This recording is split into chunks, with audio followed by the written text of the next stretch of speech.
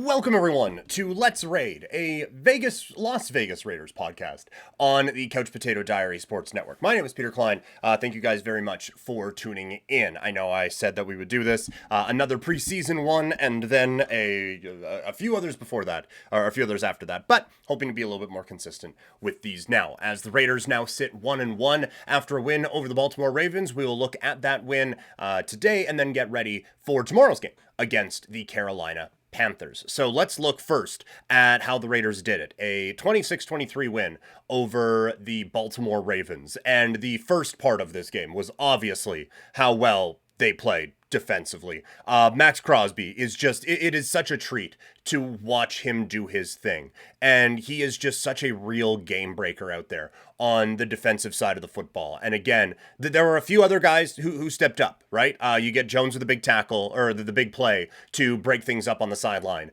with Isaiah Likely, and Spillane with just stealing the lunch money of that poor Baltimore Ravens receiver, and then also coming up with a nice deflection that was able to limit things. I believe it was a third down opportunity on the play that I am thinking about right now. So overall, there is, I think, a lot to be excited about around how this defense has played.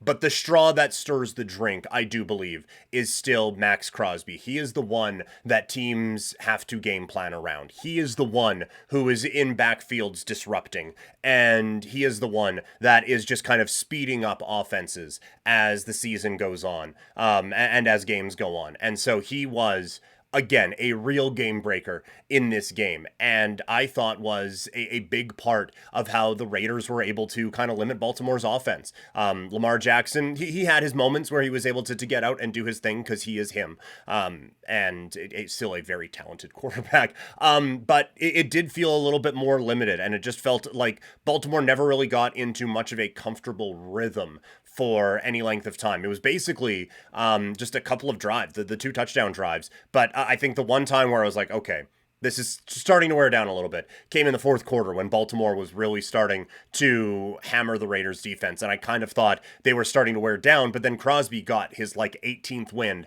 and then comes up with that big sack when the game, I believe, was tied, to help the Raiders get the ball back and put them in position to go win that game. Let's look at the offense. Gardner Minshew continues to be fine for the Raiders through a couple of weeks. Let's start with the bad first. The interception in the third quarter is awful. And this is 2 games in a row where he has had a type of a pass from the game against the Chargers, and now this one. Both games, there has been a what were you looking at, what were you trying to do sort of a play. And the one here in the third quarter is just awful. I don't know if there was a miscommunication or what it was, but it was a bad throw, and it was an interception at a time where this team, I don't think, could really afford to have that sort of a thing happen.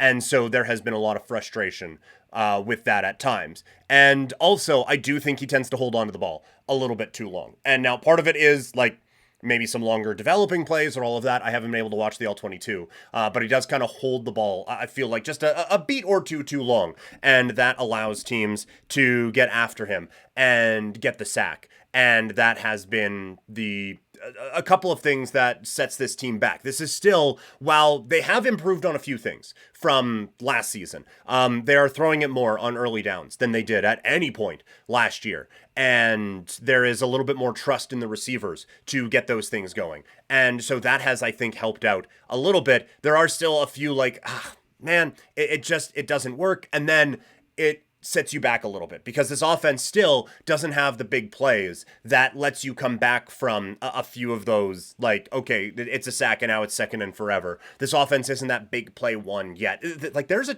There's a chance it could be. And that is obviously the side of the ball where my eyes have opened up on this Raiders team more than I was expecting to. Adams is just a treat to watch. Myers, I will perpetually underrate him, and I kind of don't know why, but he has come up with some big games. And Brock Bowers, who we'll get to in a little bit, has been great. I feel like there is more that can be unlocked with this offense, and to see that they're throwing on early downs a little bit more has been a nice thing.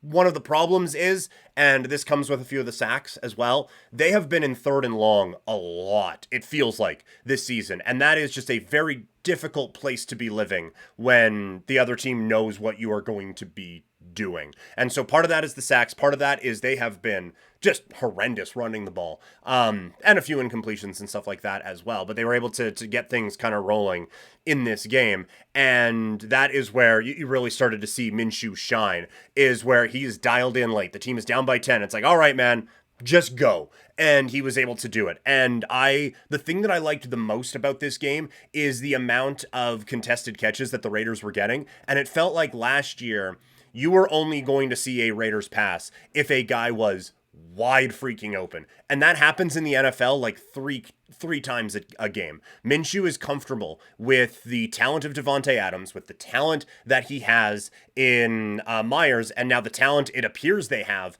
in Brock Bowers to just, you know what? Make a play. Go out and do it.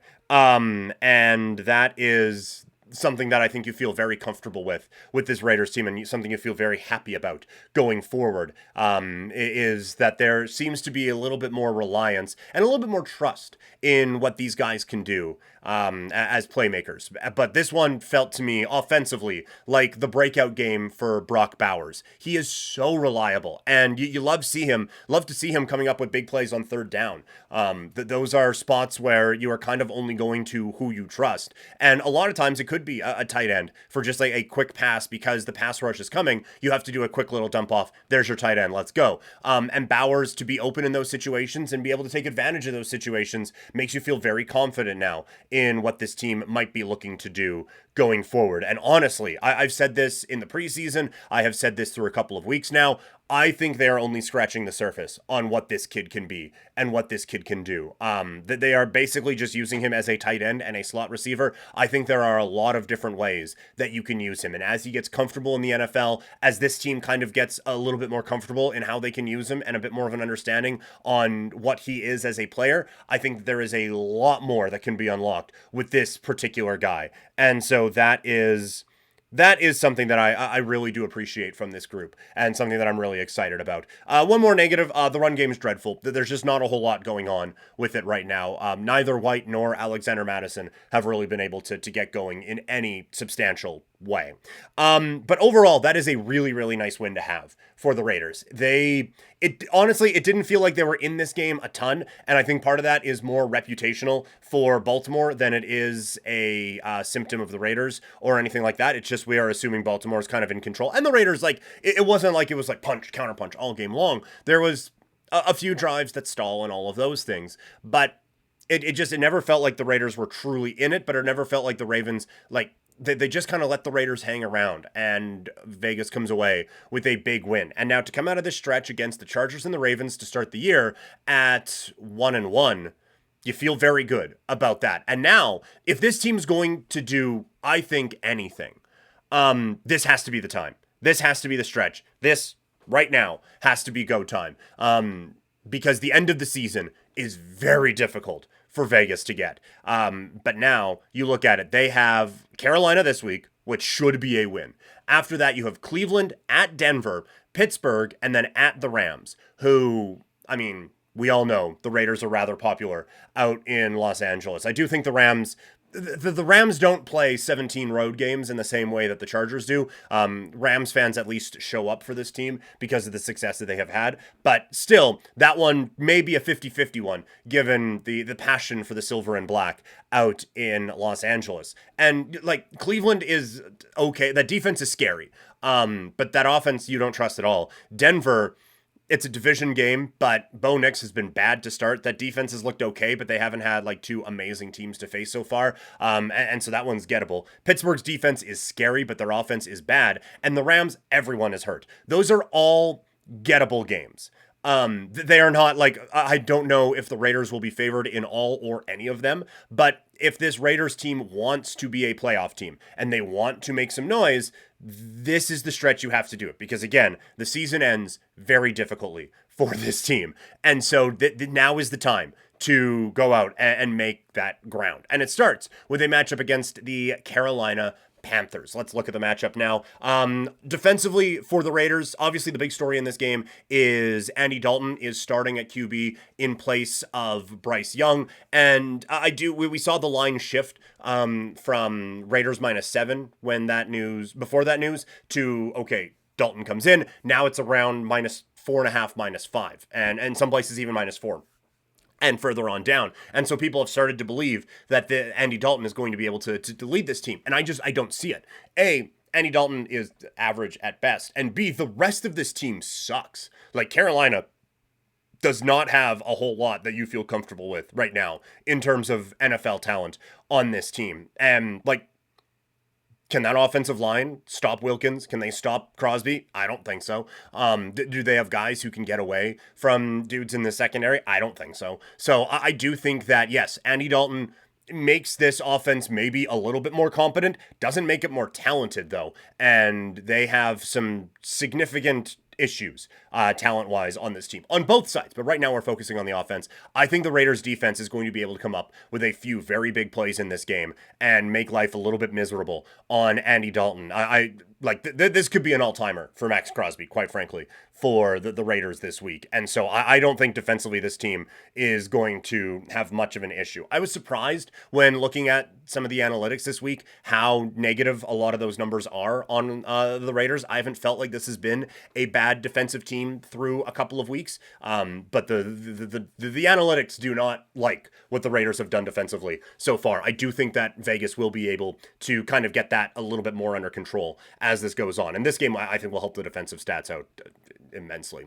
On the offensive side, the Raiders, they moved the ball well against Baltimore. That's one of two games where they've been able to move it a little bit at times. It still hasn't really rounded into form. As positive as I am coming out of that Baltimore game, there is still some room for growth, and there is still some room for improvement with the Raiders offense.